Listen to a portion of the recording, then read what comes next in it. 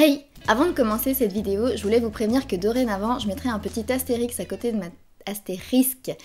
de ma tête quand en fait je vous parlerai d'un lien utile ou d'une étude scientifique que je vous mets en barre d'infos. Ça m'évitera de tout le temps vous dire allez voir le lien en barre d'infos et ce sera beaucoup plus simple. Voilà, maintenant que c'est fait, on peut commencer la vidéo. Hey! Savez-vous ce qu'est la médecine esthétique? Il y a 15 jours, j'ai gagné un concours sur Instagram qui m'a permis d'aller à Paris à la soirée Beauty Décode en accompagnant la youtubeuse Sweetie. C'était une soirée qui était organisée pour parler de médecine esthétique. De base, c'était présenté pour parler de confiance en soi et d'abord psychologique pour les gens qui veulent passer le cap de la médecine esthétique. Et puis au final, ça a surtout parlé de ce que c'est la médecine esthétique. Pour vous retracer la soirée, j'ai pris ma voiture pour aller sur Paris.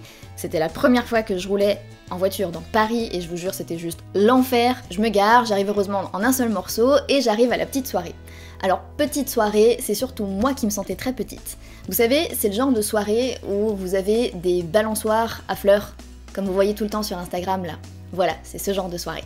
Et moi j'étais là, prête à rencontrer une influenceuse que je connais depuis longtemps, et j'étais comme ça.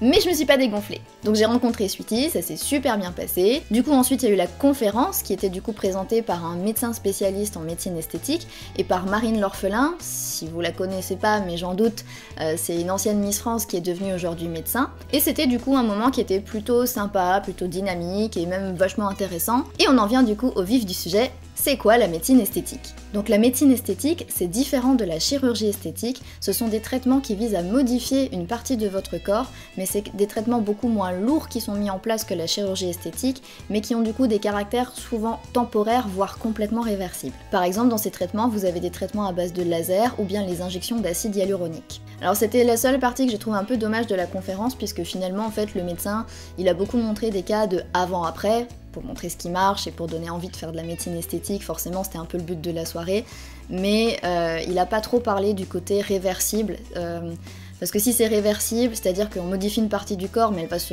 remodifier un peu par la suite, revenir à la normale, et ça implique un coût aussi. Donc c'est un petit peu dommage parce que ça, il en a pas trop parlé.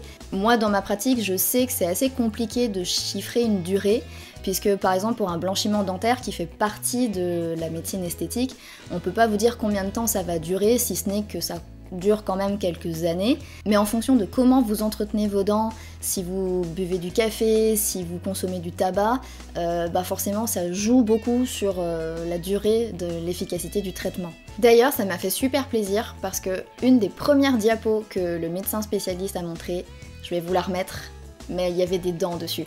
Et il s'est permis de rappeler tout de suite que les dents c'est comme la peau, ça s'entretient et ça vieillit. La seule différence c'est que la peau c'est mou et que les dents sont dures. Parce que, bordel, oui, les dents, ça fait partie de votre beauté, de votre sourire et de votre visage. On se tartine des crèmes à longueur de journée pour entretenir notre visage, pour éviter qu'il vieillisse, pour le rendre plus beau, mais en France, encore et toujours, aujourd'hui, on ne se brosse pas les dents comme il faut 2 à 3 fois par jour. Et là, il me vient une question toute bête. Pourquoi on ne s'entretient pas les dents comme le visage? Au final, c'est vrai quoi. La plupart des études montrent que la première chose que l'on voit chez quelqu'un, c'est son visage, à commencer par ses yeux et par sa bouche. Donc, par vos dents. 75% des personnes pensent que leur apparence contribue à leur réussite dans tous les aspects de leur vie. Donc, je pense vraiment qu'il y a un souci d'ordre public, autour des dents. Je pense qu'il y a quelque chose au niveau des mœurs qu'il faudrait changer, parce que c'est comme la peur du dentiste en fait, il y a quelque chose autour des dents qui est complètement à dédiaboliser en fait. Votre sourire, c'est votre charme, c'est votre beauté et c'est votre identité. Et vos dents, c'est votre identité pour l'éternité, parce que si dans 1000 ans on fait des fouilles archéologiques et que on retrouve votre corps, en fait on va surtout retrouver vos dents, parce que c'est ça qui résiste le mieux au temps.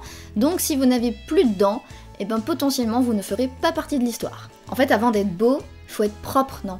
C'est quand même mieux d'avoir un sourire avec des dents saines, des dents qui vont bien, quitte à ce qu'elles soient un peu jaunes, c'est pas grave, mais plutôt que d'avoir des dents pleines de caries comme Gollum, quoi. En fait, pour vous schématiser ça, c'est comme si vous vous trimballez dans la rue avec une moustache, bon moi j'ai pas de moustache, avec un gros hot dog, et que vous êtes en train de manger ce hot dog et vous avez plein de moutarde partout. Vous avez une super belle moustache, mais c'est dégueulasse. Et les gens, ils vont vous regarder en pensant c'est sale. Bah pour vos dents, c'est exactement pareil. Si vous manque une dent ou si vous avez une carie qui se voit, les gens le voient. Faut arrêter de se voiler la face, les gens ils sont polis, ils vous le disent pas forcément, mais c'est quelque chose qui se voit dans votre image. Et on va regarder que ça. Donc non, faut pas forcément avoir un sourire avec des dents qui sont alignées comme un piano ou qui sont blanches comme un lavabo. Mais il y a quand même un minimum à avoir d'un point de vue hygiène. Là c'est vraiment de l'hygiène. Mais j'insiste, si maintenant vous voulez faire un blanchiment dentaire ou que pour revenir à nos moutons, vous avez envie de passer le cap de la médecine esthétique, vous avez le droit. Et si bien évidemment vous en avez les moyens, parce que non, la sécurité sociale ne rembourse pas l'esthétique. Donc si vous en avez envie, profitez-en. Moi personnellement, je ne prône pas les standards de la mode ou bien la jeunesse éternelle. Je fais un petit peu partie de ces gens qui sont un peu conservateurs sur les bords. Mais par contre, je suis super heureuse de me dire qu'on est en 2019 et que je vis dans un monde où on sait faire de la médecine esthétique. Et je suis super contente que ça puisse aussi aider des gens à se sentir mieux dans leur peau. Par contre, je suis peut-être un peu moins contente à l'idée de savoir qu'il y a beaucoup plus de budget alloué à la recherche sur la médecine esthétique que sur des maladies comme Alzheimer ou le cancer. En tout cas voilà, sachez que la médecine esthétique ça existe, que ce sont des médecines qui sont plutôt douces, qui permettent d'atténuer une ride ou de gonfler un petit peu le volume d'un visage que vous trouvez peut-être pas adapté à votre goût. Sachez aussi que dans certains cas, cette médecine elle est quasiment préventive, puisqu'elle est à faire vraiment au début, voire en amont, carrément avant l'apparition des rides.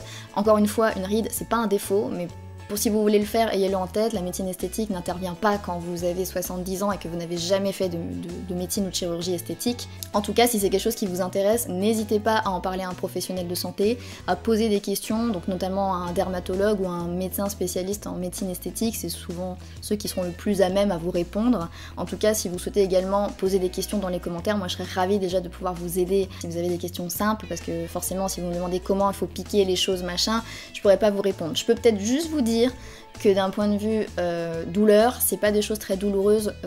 Par exemple, pour les lasers, on a beaucoup de lasers qui travaillent avec du froid maintenant pour atténuer les sensibilités, ou on a aussi, quand on fait des injections d'acide hyaluronique, on a directement de l'anesthésiant qui est dedans, donc quand on l'injecte ça fait pas mal. Mais voilà, j'ai pas des notions non plus de ouf en termes de médecine esthétique. Pour ma part, je suis déjà allée dans un centre de médecine esthétique, mais c'était pour faire une épilation au laser, et c'était des infirmières qui s'en occupaient, mais qui étaient encadrées par un médecin dermatologue. Donc selon les endroits où vous allez, ça peut être plus ou moins différent, mais adressez-vous toujours à un professionnel de santé pour réaliser ce genre d'acte. Et s'il vous plaît, évitez d'aller à l'étranger pour faire ça. Parce que là, je reviens de Budapest, et je peux vous dire que ça donne pas envie. Bon, c'est joli, hein, Budapest, c'est une très jolie ville, touristiquement c'est super, mais quand vous allez dans les thermes, vous savez les bains là, qui sont en plus quasiment les plus connus du pays, et qu'à l'entrée il y a une petite pancarte avec une petite dent qui vous explique que vous pouvez faire des soins dentaires en même temps que vous faites votre cure thermale, à des prix bradés hein, forcément, et que vous rentrez dans les thermes qui sont juste dégueulasses. Les gens ils marchent avec leurs chaussures, là où ils marchent avec les pieds, et puis il y a des trucs dégueulasses partout, les douches elles sont pas lavées, c'était immonde, vraiment c'était immonde, ça puait les égouts, c'était affreux. Moi je me dis, à l'étage il y a des gens qui sont en train de se faire soigner les dents. Je veux même pas savoir dans quelles conditions c'est réalisé. Il y a peut-être des trucs bien, mais là, franchement, non. Et en plus, si jamais il y a des suites opératoires au traitement, quelque chose qui vous convient pas, quelque chose qui vous fait mal et tout ça, et que vous êtes de retour en France, et ben légalement, on va pas retoucher votre travail, on devra tout reprendre à zéro. Donc au final, vous aurez fait des économies en partant vous faire soigner à l'étranger, et en revenant, bah, vous allez raquer 2 fois plus. Donc s'il vous plaît, réfléchissez bien, évitez ce genre de tourisme médical, et faites attention, réfléchissez, quand il s'agit de votre santé, c'est de la médecine, c'est du sérieux. Sur ces belles paroles, la vidéo touche à sa fin. J'espère qu'elle vous aura plu, car le contenu était un petit peu différent de tout ce que j'ai déjà pu faire jusque là, mais je me suis dit que c'est quand même un sujet qui touchait de plus en plus de monde, et le fait que je sois allée à cette soirée, bah ça tombait bien du coup pour vous en parler. En tout cas, rappelez-vous d'être heureux dans votre corps, médecine esthétique ou pas. Je vous remercie d'avoir regardé cette vidéo. Si elle vous a plu, comme d'habitude, likez, partagez, abonnez-vous, et dites-moi dans les commentaires ce que vous en avez pensé. Et en attendant la prochaine, je vous dis prenez soin de vous, croquez la vie à pleines dents, et à bientôt.